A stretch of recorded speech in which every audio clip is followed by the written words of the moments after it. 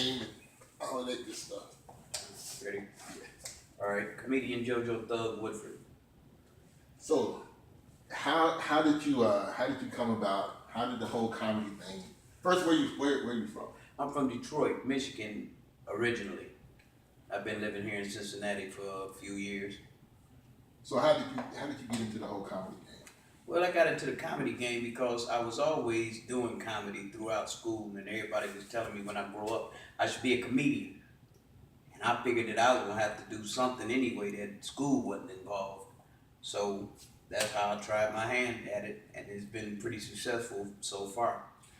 So what was the first so when you made the decision like, okay, I'm in school, I'm funny, I'm always making people laugh. That first decision where you decided like, I'm gonna go to a club or I'm gonna hit a stage. How did you reach that point?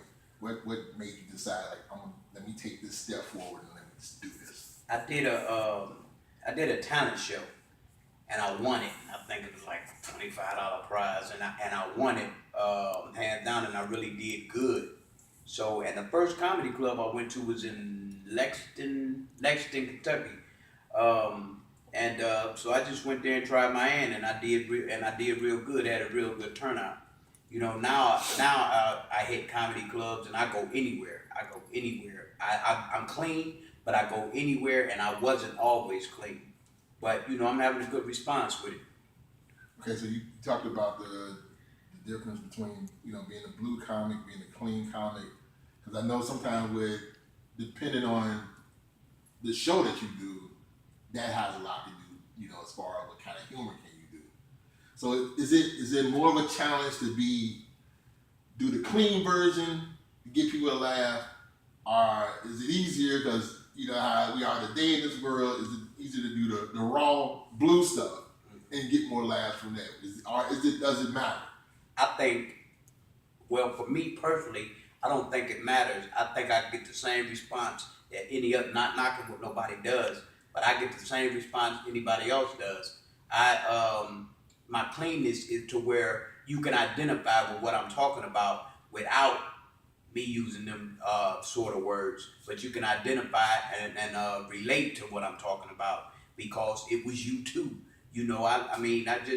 I'm just a little different, but someone asked me one time, was I too clean to where I'm boring? Not at all. Not at all. So you said at one time you used to do more of the blue comedy.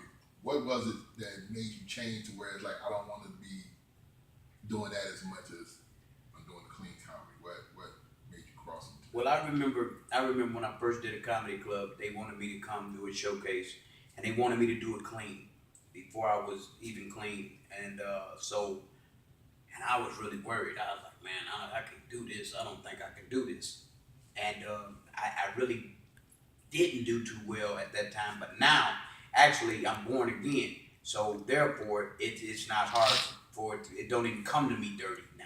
It'll come to me like it's some jokes I did back then that was dirty, but not, it's all that sticking out now because I got born again. Okay. So the born again, what brought that on as far as like, was there something about this personal life that you made the decision was this is where I'm at today, so because of that, this is not the kind of humor I should be doing anymore. What made you? Well, I was done. I mean, I came to Cincinnati, I was here by myself, and I didn't know a soul. I just was here. And I was done with it. I was done. And so I tried the Funny Bone, and I went down there, and I did pretty good. I did pretty well. And then I did another little club, a Christian club, and I did it completely clean. I was on stage with my book and everything, and I did pretty well. But as far as being born again, I can't really even explain it. I came to Cincinnati, and it's just something that happened, and it's a good thing that it happened because we probably wouldn't even be having this conversation if it didn't. So obviously, is there? Can you touch on? Is there anything on that you would like to touch on, or do you want to just keep it mute?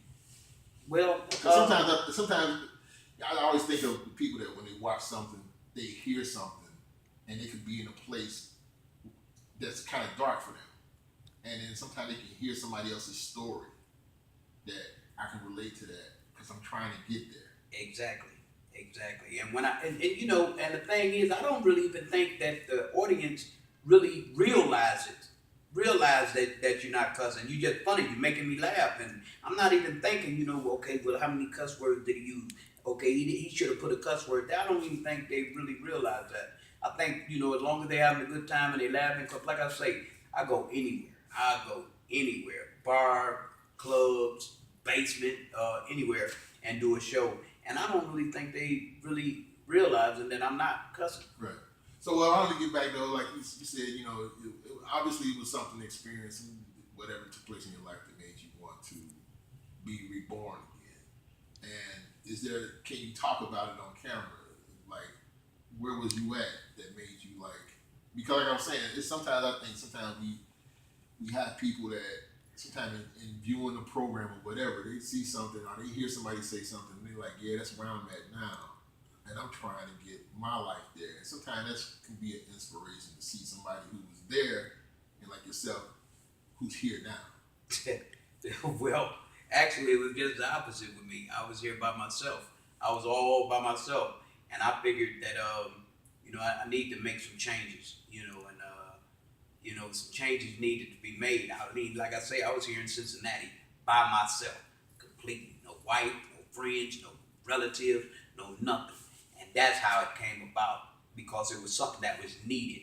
And it's something you just know that you need to change your life around, especially when you're coming from back in the early 80s, being a drug addict, half of the 80s, throughout the 90s, being a drug dealer through the whole 90s. And then, you know, 2000, you know, you need to change. You want to change, and you want to just start over fresh and just smile again, really.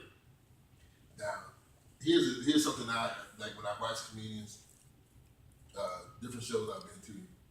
I always watch the how comics handle what's going on with the audience.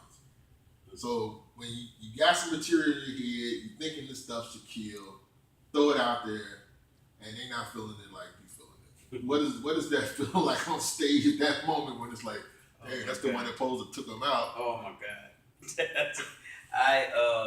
That's a funny story. And I'm Facebook friends with this comedian now. I won't say his name, but in Detroit, you know, I'm doing this comedy club in Detroit, and I throw my first joke out, nothing. Throw my second out, nothing. So I'm 3-4 jokes in, and I'm not getting any kind of response. That's a feeling that I mean, my God, I mean, I can't even describe that feeling. But the thing was, you know, I know how to wrap it up. Okay, I'm bombing, let me wrap it up. But then when the comic behind you come on and change his whole set, and his whole set is about you, and they cracking up dying, and you sitting there so embarrassed you can't even move. I'll never forget that. It's a feeling you can't explain.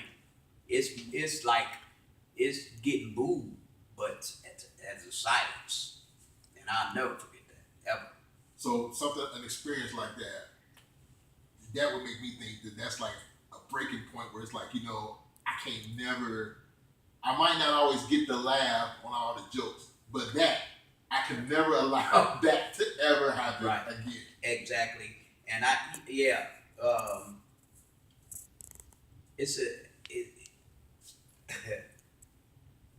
went hard. I really went hard after that. And well, in that instant, I came back the next week and I ripped it, you know, standing ovation, ripped it and everything. I mean, I really went hard.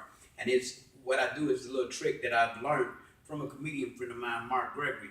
He told me that sometimes you got to jump in that audience. That was something I never did. I never picked on people. I never talked about nobody. And there's a few times that saved me to where, you know, my jokes kind of wasn't hitting, so I had to kind of bounce them off of people, and it really worked out. And I thank him for that.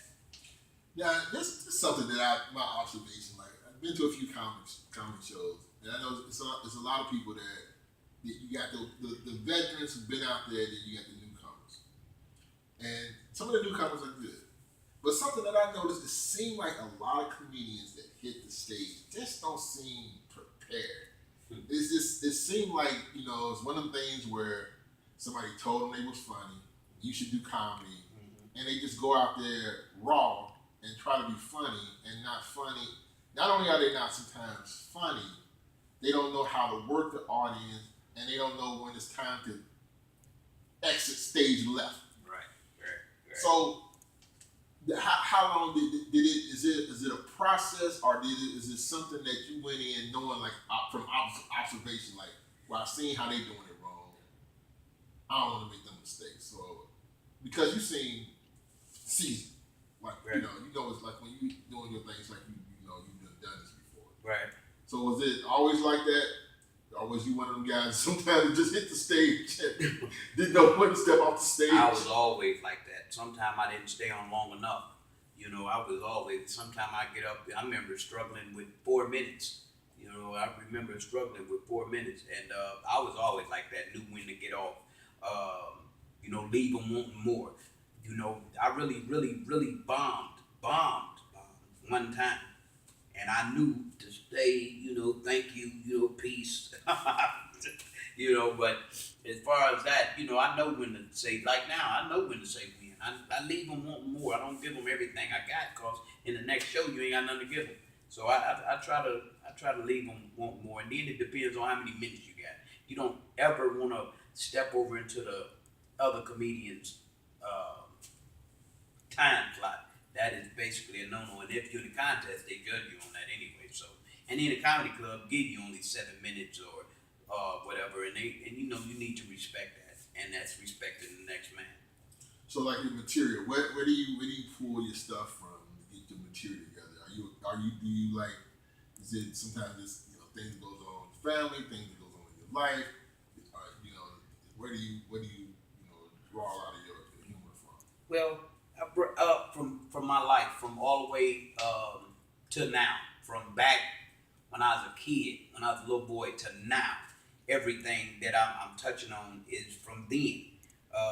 From when I did drugs, when I sold drugs, everything from then to now, and from my family life and everything, and it's to the point to where I don't even think I wrote nothing in a few months. I just keep it, and then when I go to the stage, I just put it out there and see what happens. And I may not say that again for a few more months, but I don't even think it's just coming every day, just constantly, anything, or I think of it on the spot. I've been naturally funny all my life, so I just think of it on the spot and just put it out there and hope it works. So you don't